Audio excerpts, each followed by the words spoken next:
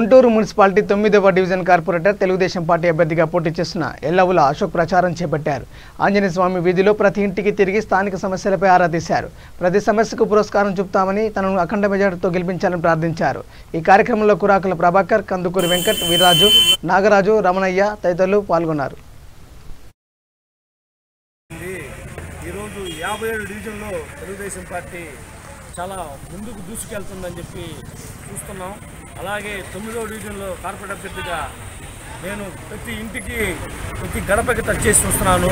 వాళ్ళు చెప్పే బాధలు చూస్తుంటే ఈ ప్రభుత్వం ఎంత వెనకబడి ఉందో ఇప్పుడు అర్థమవుతుంది. అలాగే ప్రతి రోడ్డు మున్సిపాలిటీ పని మున్సిపల్ ఆఫీసర్లు పట్టించుకునే పరిస్థితి లేదు. అలాగే అధికార పార్టీ వాళ్ళు పట్టించుకునే పరిస్థితి లేదు.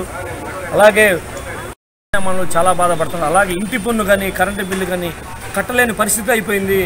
ఈ ప్రభుత్వాన్ని గద్దెదించే రోజు దగ్గరే పడిందని చెప్పి ఈ విధంగా చేస్తాం. అలాగే మున్సిపల్ ఎన్నికల్లో 14వ తేదీన తెలుగుదేశం పార్టీ కైవసం చేసుకోబోతుందని చెప్పి ఈ విధంగా తెలియజేస్తున్నారు. అలాగే 9వ డివిజన్ అభివృద్ధి చేస్తాం, తెలుగుదేశం పార్టీ గెలవంగానే తీర్చిదిద్దుతామని చెప్పి ఈ విధంగా తెలియజేస్తాను. ప్రతి రోడ్డు కానీ సైడ్ డ్రైన్ కానీ ప్రతిదీ చూసుకొని డెవలప్ చేస్తామని చెప్పి ఈ విధంగా తెలియజేస్తాను. ఈరోజు గుంటూరు నగరం అస్తవ్యవస్థంగా మారింది. సైడ్ డ్రైన్లు కానీ ఫాగింగ్ కానీ ఎక్కడ లేదు. దోమలు కొడటం వల్ల ప్రజలు చాలా ఇబ్బంది పడుతున్నారు. శివారు ప్రాంతాల్లో అభివృద్ధి ఎక్కడ కుంటపడి ఉంది. అలాగే రేపు తెలుగుదేశం పార్టీ అధికారం రాగానే రేపు మున్సిపాలిటీ గెలగానే గుంటూరు నగరం తీర్చిదిద్దుతామని చెప్పి ఈ విధంగా తెలియజేస్తున్నాను. అలాగే ఈ వైఎస్ఆర్ కాంగ్రెస్ పార్టీ పెట్టిన పథకాలు కుడి చేత్తో ఇచ్చి ఎడం చేత్తో తీసుకుంటున్నాయి. ప్రజలు వాళ్ళ ప్రతి గడప దొక్కుతుంటే వాళ్ళు చెప్పే అర్థనాదాలు చూసి చాలా బాధాకరంగా ఉంది.